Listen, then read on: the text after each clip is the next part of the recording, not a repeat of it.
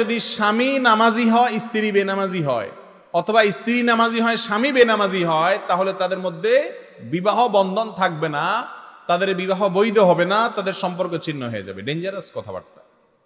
মুসলমানদের কবরে তাদেরকে দাফন করা যাবে না, তাদের জানাজা পড়া যাবে না বেনামাজির। কথা কি বুঝতে পারতেছেন? এটা হলো অনেক ইমামদের মত।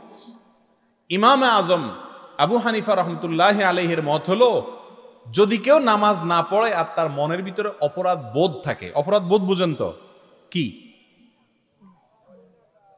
সে বলতেছে যে আসলে নামাজ তো পড়ি না কিন্তু পড়া উচিত, এটা অন্যায়, আসলে দোয়া করেন শুরু করব, আসলে ঠিক হচ্ছে না, তার ভিতরে একটা ভয় কাজ করে, স্বীকার করে সে, এরকম যদি হয় তো ইমাম আজম আবু হানিফা রহমতুল্লাহ বলেন সে কাফের হবে না, যেহেতু আল্লাহর প্রতি বিশ্বাসটা তার আছে, সে ফাসেক। আর আবু হানিফা রহমতুল্লাহ আলাইহির এই মতের কারণে বহু বেনামাজি বাইচে গেল আর কি।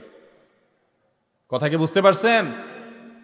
প্রিয় ভাইরা আমার, রাসূল সাল্লাল্লাহু আলাইহি সাল্লামের যুগে যারা মসজিদে না আসতো, সাহাবীরা তাদেরকে মুসলমান মনে করতেন না।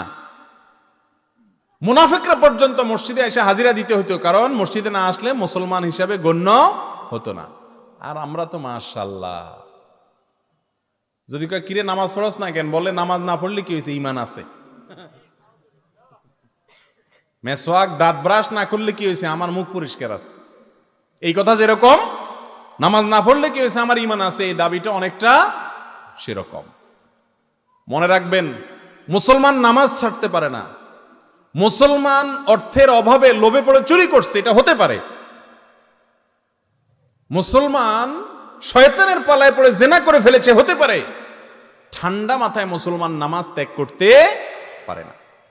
আল্লাহ রাব্বুল আলামিন আমাদের সবাইকে নামাজ কায়েমকারী মুসলমান হওয়ার তৌফিক নসিব করুন।